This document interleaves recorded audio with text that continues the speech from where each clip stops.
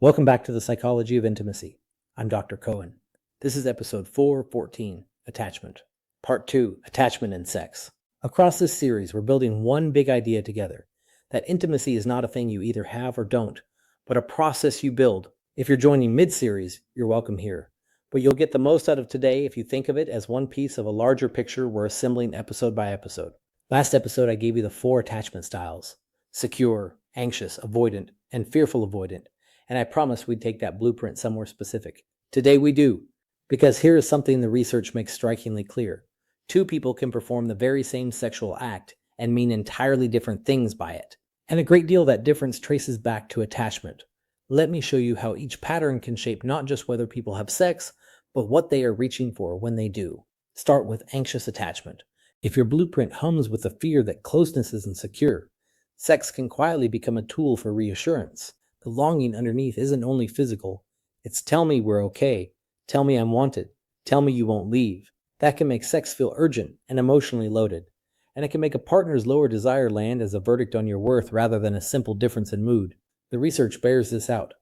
Anxious attachment is associated with using sex to meet attachment needs and with more emotional volatility around it. Now, avoidant attachment, if your blueprint says safety lives in self-reliance, you may do something the research describes well. You decouple sex from emotional vulnerability. Sex can be enjoyable, even sought after, but kept in a separate room from deep emotional exposure. The physical is welcome.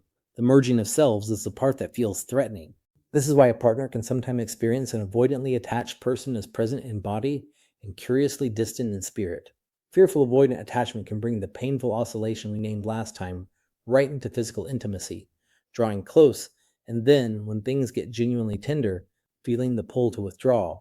Desire and fear arrive in the same moment, which is confusing for everyone involved. And then there is secure attachment, which I want to dwell on, because it's the most hopeful part of the story. When closeness feels basically safe, sex doesn't have to carry jobs that aren't really its own. It doesn't have to prove you're lovable or defend your independence. The research consistently links attachment security with greater sexual satisfaction, more comfortable in direct communication about sex, more willingness to express what you want, and importantly, better repair when something goes wrong. Secure partners can talk about an awkward encounter without it becoming a catastrophe. I want to name the through line because it connects to work I care deeply about. Underneath our sexual lives runs the same question we met in infancy. When I reach out, is it safe? Some of my own scholarship has explored how older texts on mutual obligation between partners read through a modern lens almost like a description of attachment security, the idea that 2 people owe each other a reliable, responsive presence. Across centuries and frameworks, the same insight keeps surfacing. The body's intimacy rests on the heart's sense of safety. Here's the liberating implication. If your sexual patterns are partly attachment patterns, then they aren't fixed facts about you. They're your blueprint expressed in one more room of the house. And blueprints, as I keep insisting, can be revised, especially inside a relationship that proves itself safe, and especially when you can finally see what you've been reaching for all along. So the takeaway is this. In intimacy, the question isn't only what 2 people do, it's what they're seeking when they do it.